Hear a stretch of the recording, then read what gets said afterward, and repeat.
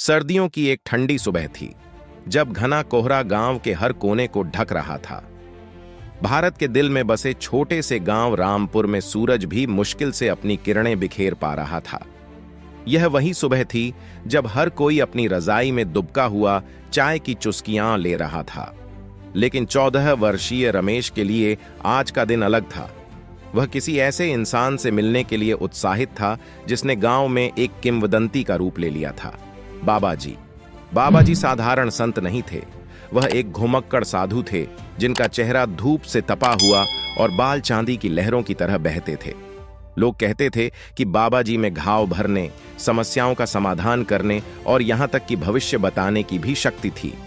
गांव वालों के लिए वह संघर्ष के बीच उम्मीद की किरण थे। लेकिन युवा रमेश के लिए बाबा जी कुछ और थे, एक आकर्षण और कुछ असाधारण का वादा। रमेश अपनी मां लीला के साथ गांव के किनारे एक छोटे से मिट्टी के घर में रहता था। जब रमेश केवल 7 साल का था, उसके पिता का एक दुखद दुर्घटना में निधन हो गया था। तब से लीला ने घर चलाने के लिए हर छोटे बड़े काम किए।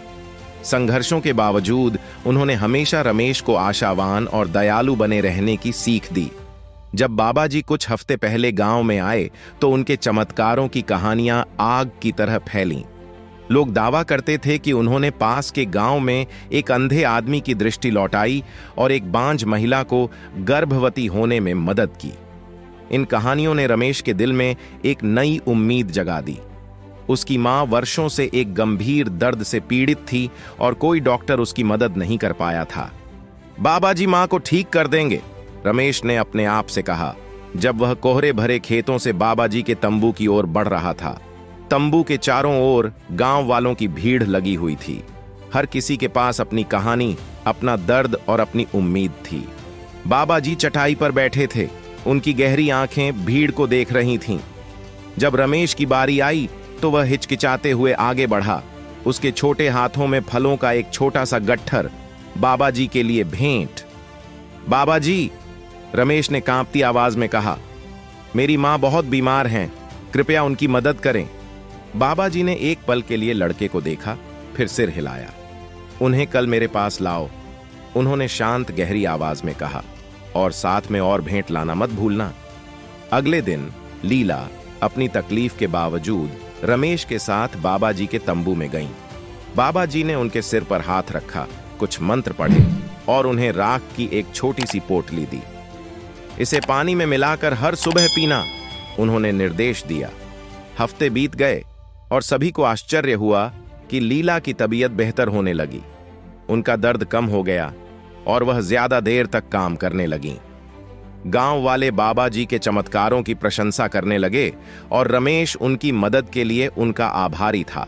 लेकिन जैसे जैसे दिन बीतते गए, बाबा जी की मांगें बढ़ने लगीं। उन्होंने पैसे, खाना और यहां तक कि गहनों की मांग शुरू कर दी। यह सब दिव्य शक्ति के लिए भेंट है, वह कहते। लीला ने आभार में अपनी आखिरी सोने की चूड़ी बेच दी ताकि बाबा जी की मांग पूरी कर सके। फिर वह दिन आया जिसने रमेश के विश्वास को तोड़ दिया। वह बाजार से लौट रहा था जब उसने बाबा जी को गांव के बाहरी इलाके में कुछ अजनबियों के साथ बात करते हुए देखा। वे पैसे बांट रहे थे और हंस रहे थे। रमेश एक पेड़ के पीछे छिप गया और उनकी बातें सुनने लगा। यह गांव तो सोने की खान है, एक आदमी ने कहा। बाबा जी मुस्कुराए। ये मूर्ख थोड़ी सी राख और कुछ दिलासा भरे शब्दों के लिए कुछ भी देने को तैयार हैं। रमेश का दिल टूट गया। बाबा जी संत नहीं थे, वह एक ठग थे।